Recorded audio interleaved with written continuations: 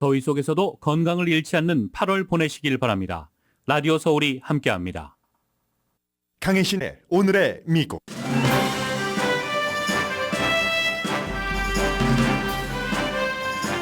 열대성 폭풍 힐러리는 로스앤젤레스 인근에는 1년 강우량의 3분의 1을 하루에 채울 정도의 폭우를 내리고 네바다 쪽으로 이동했습니다. 멕시코와 캘리포니아주에서는 큰 인명 피해는 없었지만 건물 피해는 조사 중입니다. LA 통합교육부는 오늘 휴교합니다. 열대성 폭풍 힐러리가 오기 전에 벤투라 카운티의 오헤어에서는 진도 5.1의 지진이 발생했습니다. 지진과 열대성 폭우 모두 큰 인명피해는 없었습니다. 하와이 산불 실종자는 현재 850명, 사망자는 114명입니다. 바이든 대통령이 오늘 하와이 마우이를 방문합니다. 트럼프 전 대통령은 수요일에 열릴 첫 번째 공화당 대선 후보 토론회뿐 아니라 모든 토론회에 참석하지 않을 수 있음을 시사했습니다. 수요일에는 터커 칼슨의 어피니언 리더였지만 팍스에서 해고된 터커 칼슨과 인터뷰를 합니다. 트럼프 지지자들은 가족이나 종교 지도자보다 트럼프 전 대통령의 말을 더 진실이라고 믿습니다. CBS와 영국 유갑 공동 여론조사 결과입니다. 아이오와주에서 아주 유명한 여론조사 결과가 오늘 처음 이번 대선 사이클에서 발표가 됐는데 트럼프 전 대통령은 기소되고 나서 론 디센티스 후보와의 격차를 더 벌였습니다. 미국의 제조업이 활발해져서 앞으로 2년 동안 25만 개의 일자리가 만들어질 것이라고 골드만삭스가 예상했습니다. 이번 주말 영화 바비와 오펜하이머를 포함한 거의 모든 티켓값이 $4로 내려갑니다. 바이든 대통령은 다음 달 G7 정상회담에서 사우디아라비아 왕세자를 만나는 구상을 하고 있다고 악시오스가 보도했습니다. 사우디아라비아는 내일 열리는 중국과 러시아가 주도하는 브릭스 정상회담에 초대받았습니다. 브릭스 정상회담에는 러시아의 실패에 이어 이번 주 달 착륙을 시도하고 있는 인도도 주최국입니다. 여러분 안녕하십니까? 오늘의 미국 강예신입니다. 로스앤젤레스는 지금 같아서는 그럴까 싶긴 하지만 요즘 일기예보가 아주 잘 맞습니다. 오후에는 햇살을 볼 수 있다고 하는데 여러분들 허리퀘이크라는 말씀 들어보셨습니까? 허리퀘이크. 두 가지 단어를 합친 건데 허리케인의 허리와 얼스퀵의 그 단어를 합쳐서 이렇게 부릅니다. 새로 생긴 얘기죠. 사람들이 어제 그제 특히 이제 어제 하는 미국의 캘리포니아를 중심으로 해서 언론 매체에서 인터뷰를 했더니 사람들이 그렇게 얘기를 했습니다.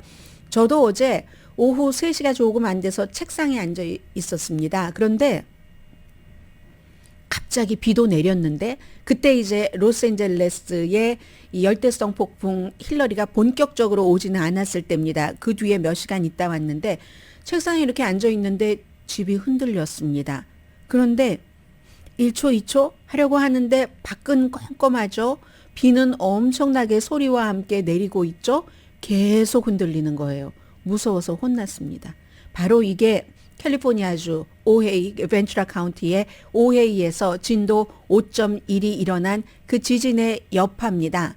벤투라 카운티, 그러니까 로스앤젤레스에서 북서쪽으로 한 80마일 정도 떨어져 있고 오헤이가, 그리고 산타바바라에선 좀 남쪽으로 떨어져 있는 거죠. 남동쪽으로. 거기서 지진이 진도가 5.1이 일어났는데 바로 오헤이에서도 5 정도의 지진이 일어난 것은 1932년 이후 처음이랍니다. 벤투라 카운티를 통틀어서 처음입니다. 가뜩이나 힐러리가 어떻게 될 것인가 걱정하고 있는 사람들에게 이건 정말 너무 좀 충격이었습니다. 물론 오렌지 카운티처럼 벤투라 카운티에서 더 몇십 마일 더 떨어진 곳에 살고 계시는 분들이라면 진도를 좀 약하게 느꼈을지도 모르지만 저는 무척 강하게 느꼈습니다. 정확하게는 진앙지가 5회 남동쪽으로 4마일 떨어진 지점이었다고 하고 당연히 뭐 산타바바라, 벤츄라, 옥스나드, 시미밸리, 말리브, 포토렌치 한국분 많이 살고 계시죠. 그리고 이제 로스앤젤레스, 맨하탄 비치까지 많은 분들이 느꼈다고 합니다. 큰 피해는 없는 듯 하다고 하지만 오늘 그 한 100군데의 로스앤젤레스 인근 소방국이 빌딩 그 데미지를 조사 중입니다. 열대성 폭풍 힐러리와는 아무 관련이 없는 지진이었습니다.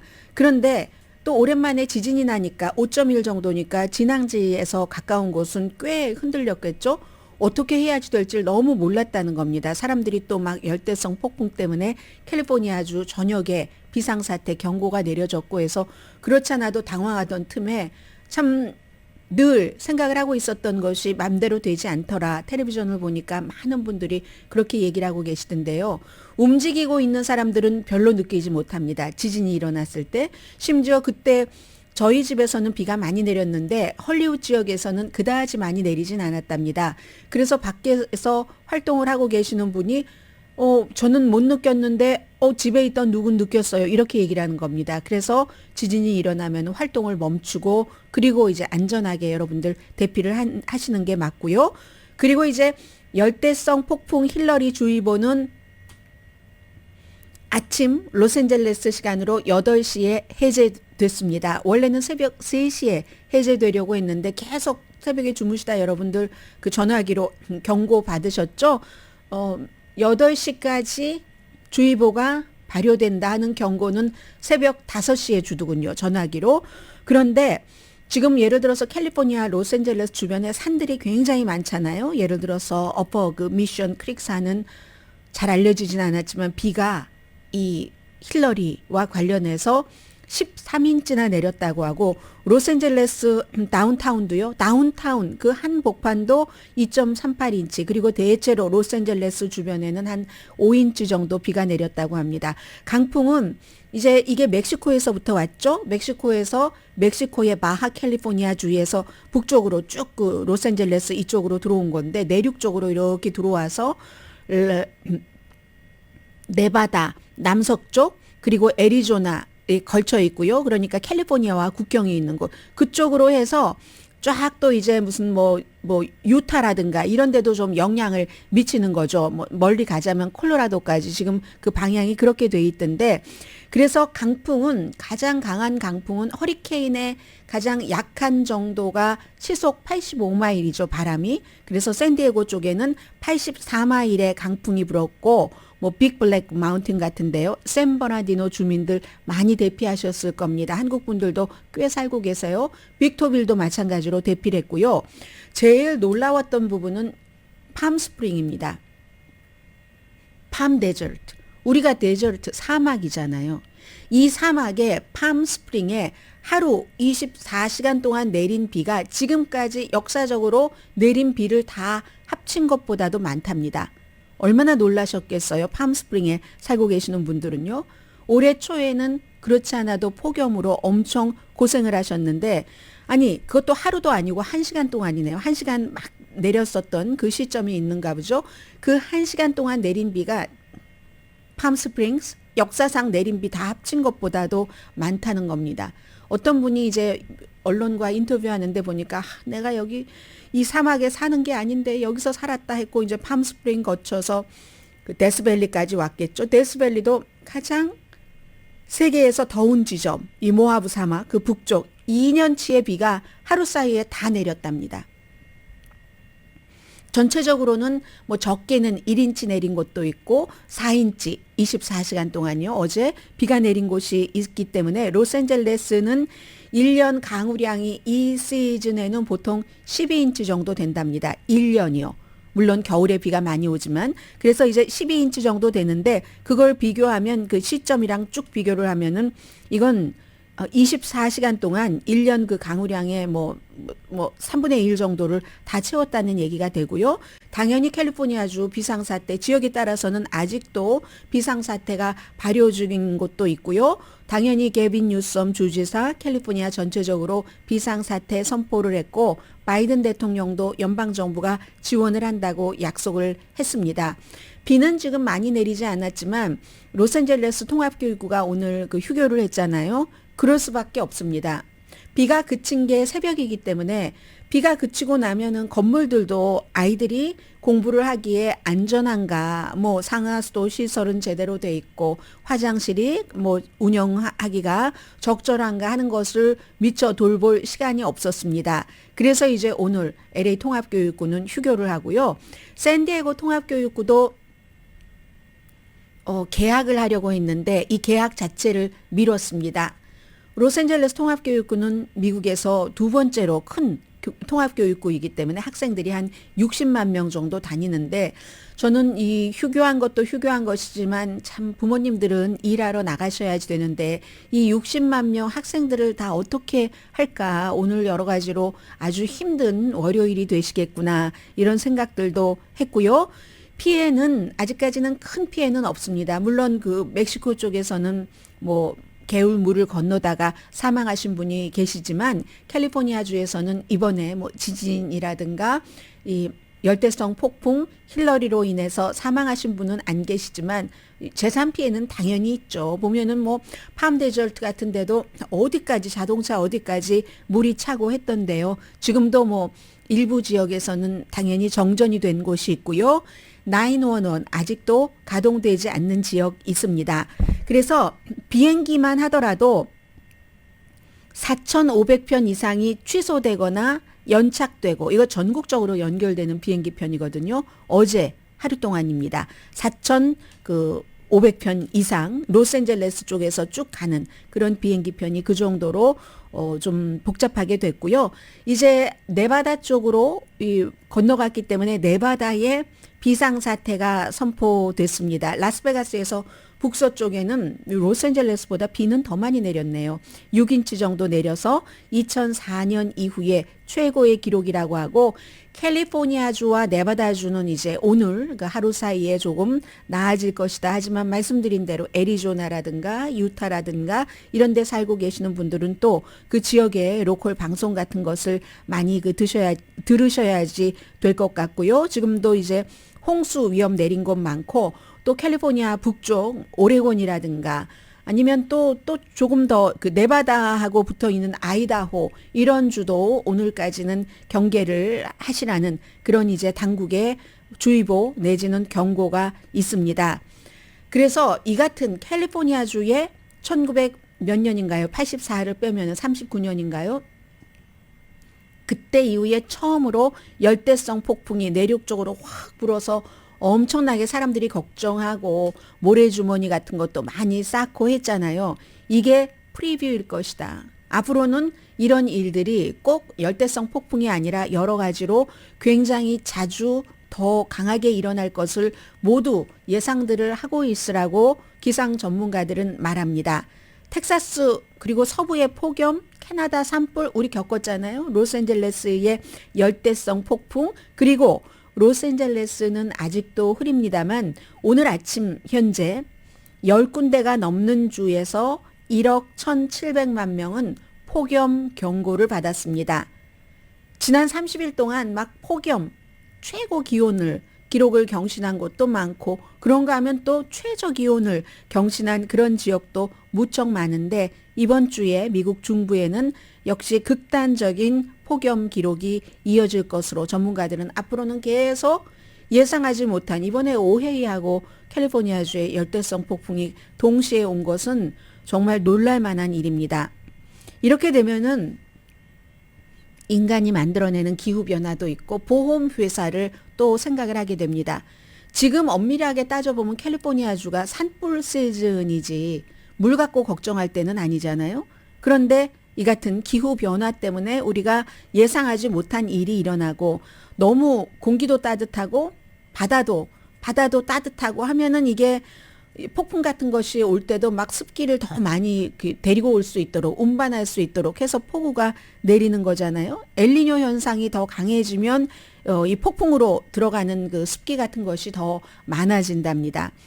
엘니노가 이제 열대성 그 태평양 그쪽의 그 해수면 온도가 평균보다 훨씬 높아지는 적도에 이제 그런 것을 엘니노 현상이라고 하잖아요. 벌써부터 어제 주말이었는데도 스테이트 팜을 포함한 많은 그 보험회사는 여러 가지 계산을 할 겁니다. 보험을 신규로 들어주지 않는 사람도 있고 지금 보험 들고 있는 사람도 당연히 비용이 더 올라가는 것은 그렇죠. 그러면 사람들이 야 이건 내가 팜 데저트 좀 덥기는 해도 그냥 살만했는데 다른 곳으로 이사 가야지 돼? 이렇게 생각하시는 분들도 계실 테고요. 로스앤젤레스는 거의 모든 로스앤젤레스 인근 그 도시의 1일 강우량 기록이 깨졌다고 발표를 했습니다. 그러나 이제 해안은 전부 이제 경보는 중단됐고 오늘 오후 늦게는 캘리포니아주가 이제 맑아지면서 이런 언제 또 이렇게 열대성 폭풍이 불어왔느냐 하는 그 정도의 상태가 될 것이라고 말들 하지만 이제는 어느 지역에 여러분들께서 살고 계시던 사막이라고 홍수를 걱정을 안 하면 안 된다. 참 이런 시대에 우리가 살고 있습니다.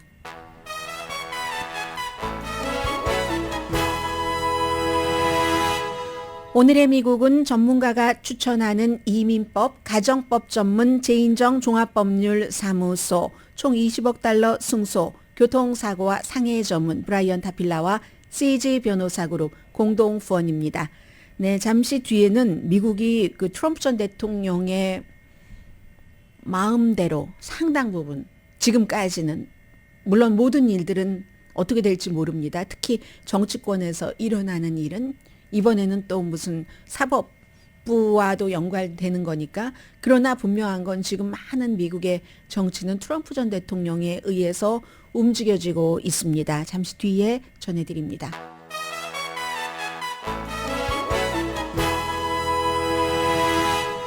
라디오 서울 방송 오늘의 미국 듣고 계십니다. 트럼프 전 대통령과 이제 조지아주에서 기소된 공모자들이 25일까지 이번 주죠. 전부 이제 그 악명 높다는 폴튼 카운티에 가서 뭐 무죄를 주장하던 그 여러 가지 그 절차를 치러야지 됩니다. 그런데 그 전에 23일이 수요일인데 오늘 21일 맞죠? 첫 번째 팍스뉴스가 주도를 하는 공화당의 예비선거 후보 토론회가 있는데 오늘 트럼프 전 대통령이 본인의 소셜미디어에 쓴 것 보니까 첫 번째만 안 나온다고 안 했네요. 보니까 그 토론들 디베이트 S를 붙였습니다. 그런데 이 S가 모든 예비선거에서의 뭐 디베이트만을 말하는가 본선거까지 다 말하는가는 알 수 없지만 언론은 지금 아주 꼼꼼하게 그런 것들을 얘기하고 있지만 저는 하나도 의미가 없다고 생각이 됩니다. 본선거까지의 그 디베이트 같은 것은 얼마나 많이 그 시간이 남았는데 왜냐하면 내년에 전당대회를 하고 공화당은 또 민주당은 나름대로 후보를 선출하고 나서 뭐 민주당은 바이든 대통령이 되겠죠. 그렇게 한다는 그것까지 지금 미리 말했을까 하는 생각은 드는데요. 기본적으로 이건 트럼프 전 대통령이 생각할 때는 공화당보다 누구보다 후보들 다 합친 것보다 내가 더 크다 하는 것을 의미하기도 하고 실제로 그럴지도 모릅니다. 모든 토론에 나는 안 나간다고 했는데 사람들이 날 다 아는데 내가 뭐하러 토론회를 나가지? 더군다나 내가 얼마나 성공적으로 대통령 일을 했는지를 알기 때문에 별로 뭐 난 그래서 안 나간다라고 얘기를 했습니다. 그렇게 될 때 론 디센티스가 죽을 맛이겠죠, 지금. 항상 토론이 됐건 싸움이 됐건 1등을 향해서 1등이 아닌 사람들이 그 자리를 바라보면서 공격을 합니다. 그런데 지금 1등이 빠져요. 그러면 2등이 1등이 됩니다. 이때는 하나도 실속 없는 1등으로 매만 열심히 맞게 되는 그런 그림이 기본적인 거죠. 론 디센티스. 그러나 그럼에도 불구하고 오히려 거기서 잘했다. 이러면 론 디센티스가 굉장히 능력이 있는 것이고 저는 지금 상식을 말씀드리는 거고요. 밀워키에서 합니다. 밀워키에서 한다는 것은 위스콘신. 그만큼 위스콘신의 밀워키가 평소에 뭐 민주당에 가깝기는 하지만 트럼프 전 대통령이 이겼을 때는 힐러리 클린턴에게 조금의 차이로 이겼습니다. 힐러리 클린턴이 아유 뭐 위스콘신은 당연히 민주당이지 거기가 얼마나 노조 이런 게 강한데 하면서 전당대회 끝나고 나서 한 번도 안 가고 그 사이에 열심히 트럼프 전 대통령이 갔죠. 그리고 이번에는 트럼프 전 대통령이 바이든에게 질 때도 약간의 차이로 졌습니다. 그래서 밀워키는 위스콘신은 민주당에게나 공화당에게나 굉장히 중요한 곳이기 때문에 그쪽에서 지금 이렇게 공화당은 첫 번째 후보 토론회뿐만이 아니라 전당대회도 밀워키에서 한다는 얘기거든요. 밀워키 막 벅스가 막 싸움하고 하는 그 경기장에서 이렇게 여러 가지 일들을 전당대회도 하고 합니다. 그리고는 이제 마이크 펜스 전 부통령이 ABC 방송과 인터뷰에서 트럼프 전 대통령이 기밀 서류를 해제하라는 지시를 내린 것을 나는 본 일이 없다. 인지하지 못했다. 이거 얼핏 들으면 신경 쓰고 듣지 않으면 바로 같은 날인가요? 하루 전날인가요? 마지막 비서실장이 했었던 얘기와 똑같은 얘기가 되는 겁니다. 트럼프 전 대통령의 마지막 그 비서실장이 한 얘기와 똑같은 얘기거든요. 트럼프 전 대통령이 그런 지시를 한 일이 없다. 그런데 마이크 펜스 부통령은 항상 지금까지도 두 가지를 다 잡으려고 합니다. 내가 기밀 서류를 트럼프 전 대통령이 해제하라고 광범위하게 지시했다는 것은 모르지만 기밀 서류가 해제가 된 적은 있다. 그런데 4년이나 이제 대통령직을 했으니까요. 그런 경우는 여러 과정이 있기 때문에 그 과정이 있는데 트럼프 전 대통령은 그렇게 광범위하게 그런 지시를 내린 적이 없다. 내가 알고 있는 한. 광범위하다고 얘기한 건 그만큼 기밀 서류를 말할락으로 가져간 분량이 많다는 얘기가 되겠죠. 그런데 거기도 또 꼭 단서를 붙입니다. 내가 아는 한, 그럼 내가 모르는 한은 했을 수도 있다는 얘기고, 그리고 만일 트럼프 전 대통령이 유죄로 확정된다 하더라도 대선 출마 자격이 없다는 건 아니다. 미국인의 선택이다. 그리고 지금도 토론에 안 나온다고 하잖아요. 그런데 토론에 나올 수도 있다는 희망은 있다라고 얘기를 했는데 우연인지 모르지만 항상 마이크 펜스 전 부통령이 트럼프 전 대통령을 미워하는 사람에게도 기밀 서류 해제하지 않았는데요. 라는 말로 예쁨을 받으려고 하고 트럼프 대통령을 좋아하는 사람에게는 기밀 서류 해제한 것 같지는 않지만 그래도 대통령에 출마할 자격이 있어요. 해서 인정을 받으려고 하고 이럴 때 대체적으로는 정치권에서 양쪽에서 다 버림을 받습니다. 그것도 마이크 펜스 전 부통령이 아주 또 양쪽에서 다 지지를 받는다면 그것 또한 그의 능력이긴 하지만 보통 때는 그렇다 하는 거고요. 아무튼 같은 ABC 방송에서 마크 메도우스라는 마지막 트럼프 전 대통령의 비서실장도 내가 아는 한 트럼프 전 대통령이 기밀 서류를 해제한 적이 없다 이렇게 얘기를 했고 그 관련으로 40개 혐의로 기소가 돼서 대통령도 이제 이번에 직접 나간다면 그 풀튼 카운티에서 감옥에서 다 머그샷도 찍고 그리고 또 뭐가 있나요? 지문도 찍고 그런 과정이 있겠죠. 그리고는 중요한 내용을 두 가지를 말씀을 드릴 텐데요. 그 공화당 중에서 투표할 가능성도 높은 그런 그 한인분들 가운데서 여러분께서는 가족이 하는 말을 더 믿으십니까? 트럼프 전 대통령이 하는 말을 더 믿으십니까? 친구 또는 심지어 종교 지도자가 하는 말보다도 트럼프 전 대통령의 지지자는 트럼프 전 대통령이 하는 말을 훨씬 더 진실이라고 믿습니다. CBS 뉴스와 YouGov가 항상 이제 공동으로 여론조사를 하죠. 투표할 가능성 높은 공화당 유권자의 62%.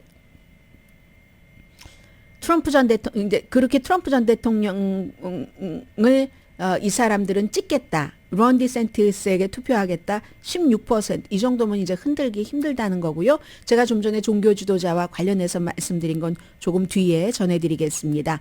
그리고 투표할 가능성이 높은 공화당 유권자의 이건 너무 많은 거 아닌가? 이거는 공산당 투표보다 더하네요.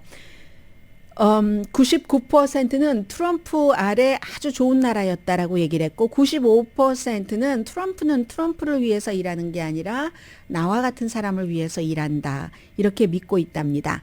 그리고는 이제 또 트럼프에게 투표할 계획인 사람 그 사람들은 트럼프 전 대통령은 71%가 진실을 말해.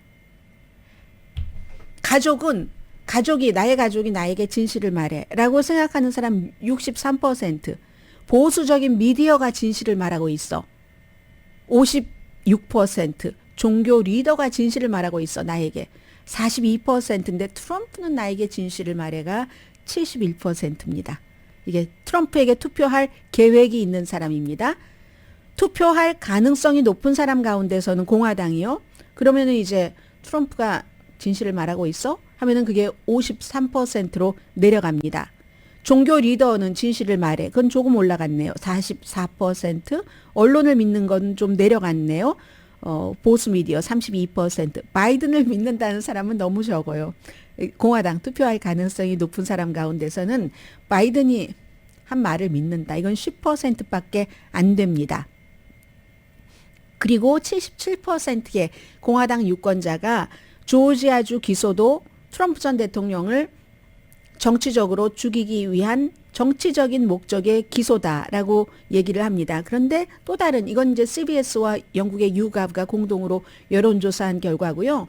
또 다른 여론조사 결과를 보면은 시간이 지나갈수록 트럼프 전 대통령이 아무튼 부분적으로 잘못을 했다라고 믿는 사람들도 늘어나기는 합니다. 글쎄요. 역사책에서 나중에 어떻게 쓸까요? 예전에 미국에는 도널드 J. 트럼프라는 사람이 있었는데 미국 사람들이 뭐에 홀렸는지 아니면 원래 무지한 건지 얼마나 멍청한 건지 사기꾼이면서 거짓말만을 거의 말하는 트럼프를 믿고 사법부의 판단을 안 믿었는지 그게 미국의 국가의 불행이었어. 역사책에 트럼프 전 대통령이 2024년도에 대통령이 되면 역사책에 다른 나라 역사책이나 이런 데 그렇게 쓰여지지 않을까 짐작을 해보고요.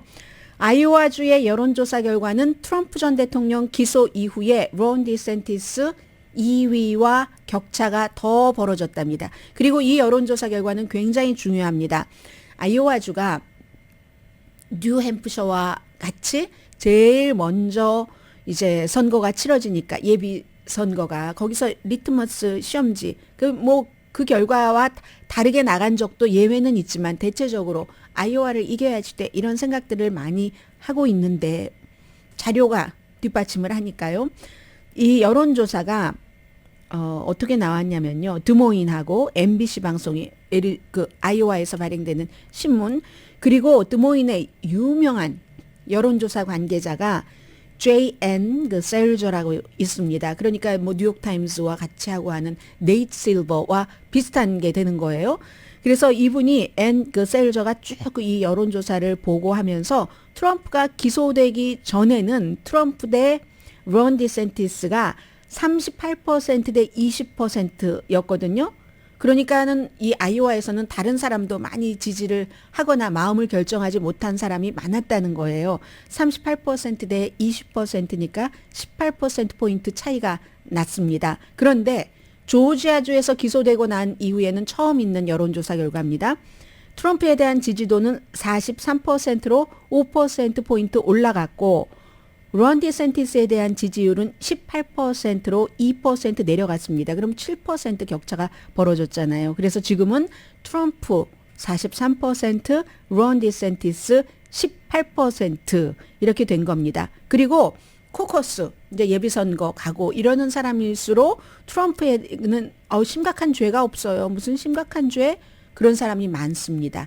65%. 그런데 또 하나 중요한 건 아이오와 사람들 잘 알 수 없어요. 마음을 정하지 않은 사람도 트럼프에 대한 의견은 있되 내가 딱히 트럼프를 찍겠어 라고 생각하는 사람이 그다지 많진 않습니다. 마음을 정하지 못한 사람이 정한 사람보다 조금 더 많네요. 52%고 그리고 저는 론 디센티스뿐만이 아니라 트럼프 말고 팀 스캇이라든가 사우스캐롤라이나주의 연방 상원의원 니키 헤일리라든가 그리고 그 밖에 누구죠? 마이크 펜스? 마이크 펜스까지는 아니네요. 그런 사람들도 고려 대상입니다라고 얘기를 합니다.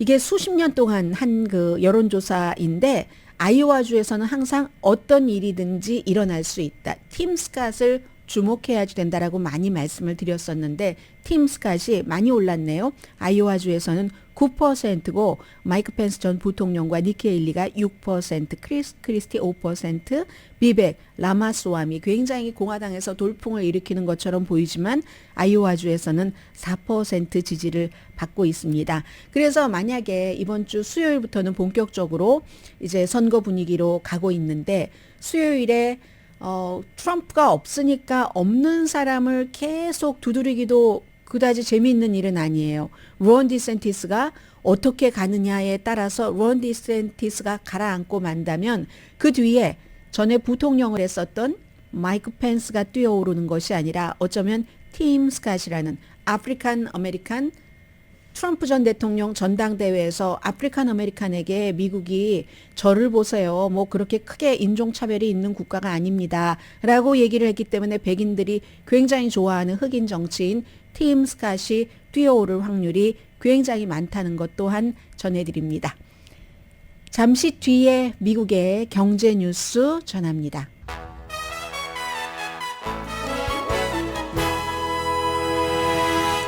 라디오 서울방송 오늘의 미국 듣고 계십니다. 문제는 경제야. stupid 하는 얘기는 선거철마다 상당 부분 어떤 때는 almost everything 이기도 하고 어떤 때는 almost everything은 아니더라도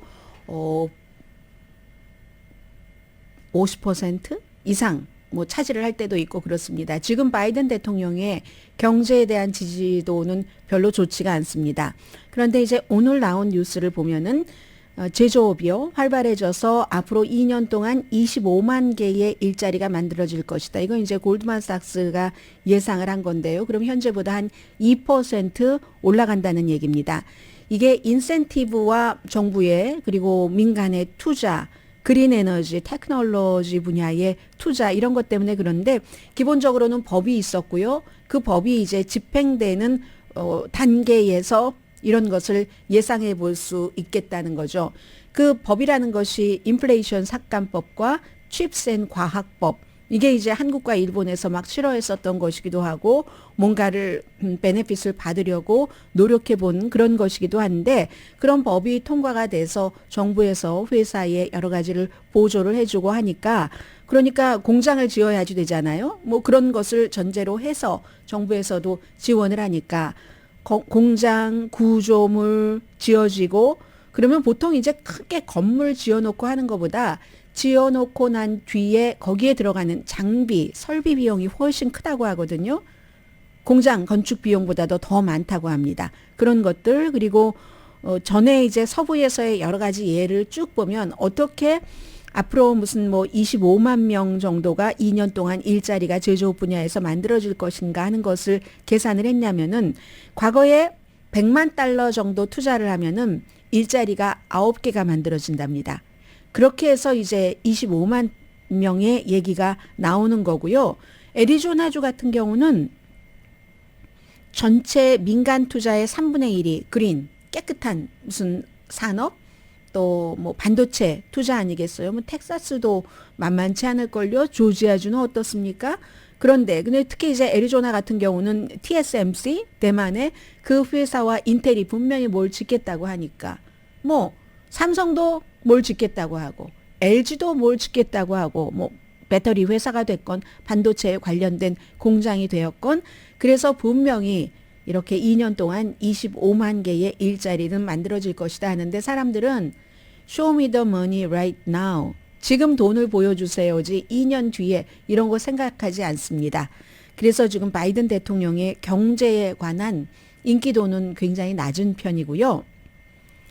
영화 바비와 오펜하이머 정말 성격이 전혀 다른 영화인데 이 두 영화가 팬데믹 이후에 여러 가지를 쫙 그 영화계에서는 끌어올렸잖아요.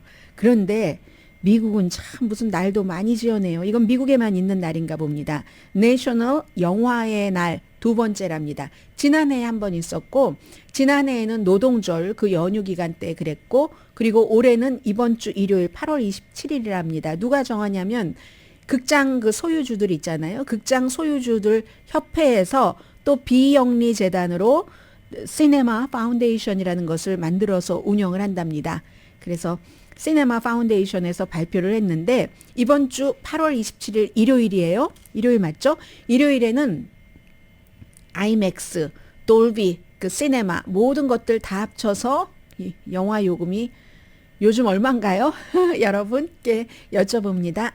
4달러를 넘지 않는답니다. 뭐 3달러인데도 있나 봐요. 지난해에는 3달러였거든요. 그러면 영화관이 거의 모든 영화관, 3,000개가 넘는 영화관인데 영화관이 스크린이 막 수십 개 있는 영화관도 있잖아요. 보통 이제 10개 정도 한다 할지라도 그 스크린이 3만 개 정도.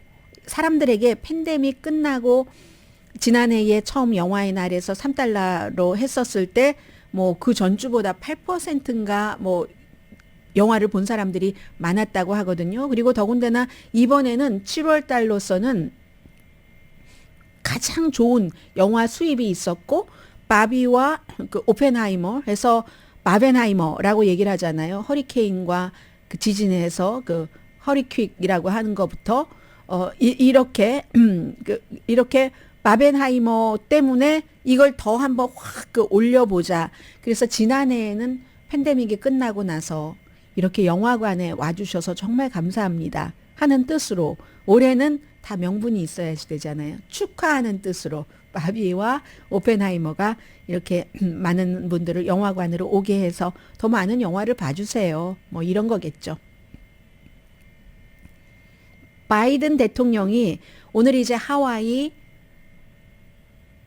산불이 일어난 마우이를 방문합니다. 와이프가 같이 가요. 오늘은 또 본인이 여러 가지 뭔가 그 연방재해청에 지시도 해놓고 했지만 의회에도 따로 120억 달러 하와이를 돕는 것을 요청을 해놨습니다. 실종자가 처음에는 뭐 1,000명이라고 했다가 2,000명 다시 1,300명 하다가 주말 사이에 하와이 당국에서는 850명 실종이라고 밝혔습니다. 사망자는 114명인데 그 가운데서 시신이 확인된 사람이 27분밖에 안 됩니다. 그리고 수색한 범인은 85%인데 지금은 휴대폰도 되고 911도 되는데 왜 사람들을 그 신원을 전부 확인을 할 수가 없는가? 너무너무 강한 그 산불 때문에 불의 온도 때문에 숨지신 분들을 참 그 유해를 어떤 때는 확인하기가 힘들다. 지금 그래서 DNA 확인을 작업을 할 수 있고요. 영원히 못할 수도 있다. 2001년도에 911 사태 때 월드 트레이드 센터가 무너졌을 때 그때 이제와 똑같은 경우죠. 수십 년이 지났어도 여전히 그분들의 시신 확인을 하고 있거든요. 유해 확인 작업을 하는데 유해를 확인하지 못하고 장례식을 치른 분들도 굉장히 많습니다. 하와이에서도 그 점을 지금 마음의 준비를 하고 있어야지 된다. 영원히 유해조차 찾지 못할 가족과의 이별을 할 것을 마음다짐을 하셔야지 되는 분들이 계시다는 얘기를 지금 주지사가 하고 있습니다. 그리고 산불은 지금 90% 진화됐고요. 그리고 수색 작업을 하는 그 범위는 85%. 지금 나머지 15%는 뭐를 드러내야지 된다든가 구조물을 그런 작업이 아마 있는 것 같습니다. 이미 소송은 시작됐고 처음 산불은 전력선의 결함 때문에 그런 게 아닌가 이렇게 추정을 하고 있습니다. 잠시 뒤에는 미국과 세계의 그 연결고리라는 게 있잖아요. 그런 내용 전해드립니다.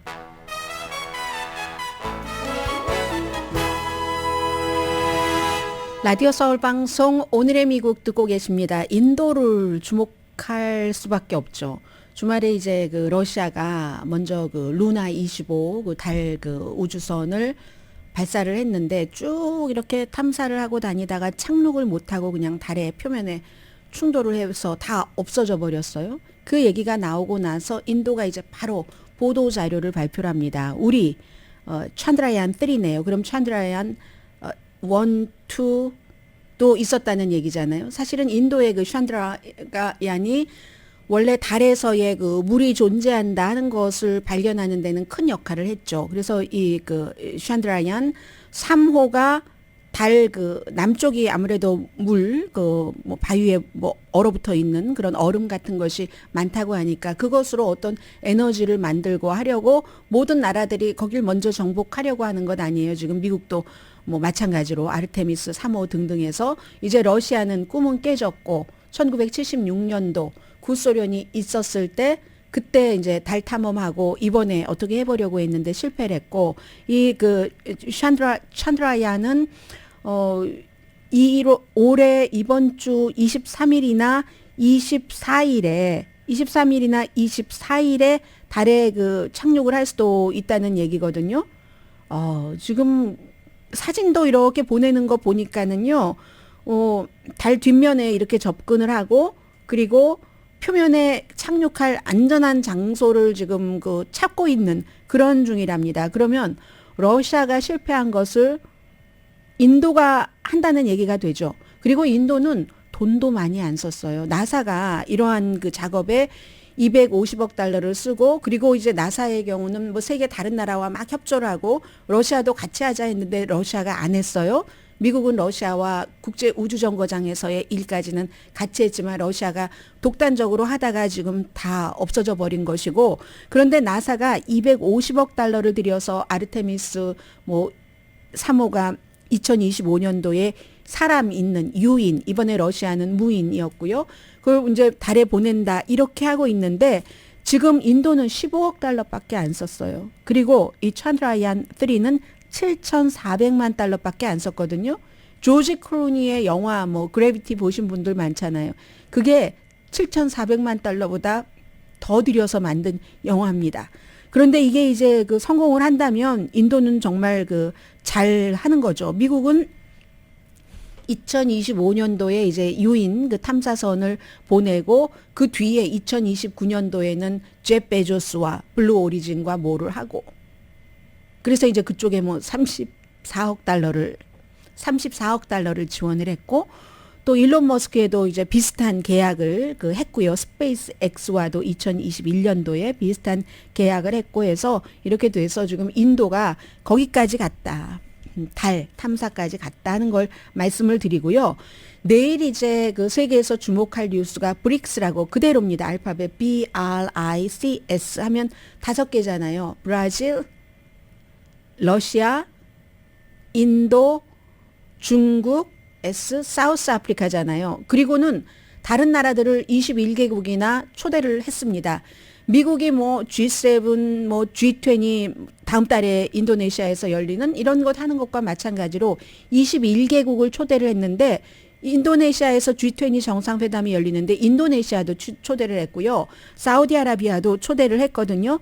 그렇게 해서 세계 인구에 중국과 인도가 있으니까 이 브릭스가 40%, 경제 규모의 한 4분의 1 정도는 됩니다. 26% 이런 걸 지금 따로 하는 거예요. 따로 하는데 인도는 뭐 여기에도 인도가 어떻게 됐는지 모르겠네요. 뭐 아무튼 그렇게 해서 사우디아라비아도 초대를 받았는데 제가 사우디아라비아의 말씀을 드리려고요. 다음 달에 인도네시아에서 G20 정상회담이 열릴 때 바이든 대통령이 가서 사이드라인에서 사우디아라비아의 왕세자를 무하메드 빈 살만을 만나서 이스라엘과 여러 가지 지금 하고 있는 일들 평화협정도 하고, 대신에 미국이 사우디아라비아의 안보를 보장해주는 조건으로 이런 큰 그림을 이제 가지고 간다는 얘기입니다. 이것도 미국에서 그 민주당 내부에서도 반발을 많이 하죠. 민주당은 항상 인권 하잖아요. 아니 사우디아라비아 인권도 그런데 무슨 안보 보장이야. 하지만 세계 다른 나라들이 계속 이렇게 중국, 러시아가 사우디아라비아도 가까이 하려고 하니까 미국이 이제 그럴 수밖에 없는 그런 입장이고요. 지도자로서는.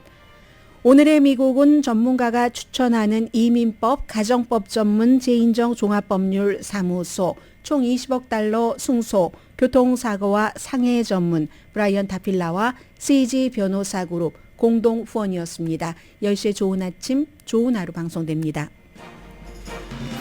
야, 이래서 정말 그 말을 함부로 할 게 아니네요. 제가 컴컴해서 언제 맑아질까 했는데 그렇게 말하고 나서 1시간이 채 되지 못해서 안 와서 로스앤젤레스 밝은 빛이 저희 3731 윌셔 블루버드 11층에 있는 라디오 서울 스튜디오 안까지 비치고 있습니다. 밝은 한 주일 맞으십시오. 강혜신이었습니다.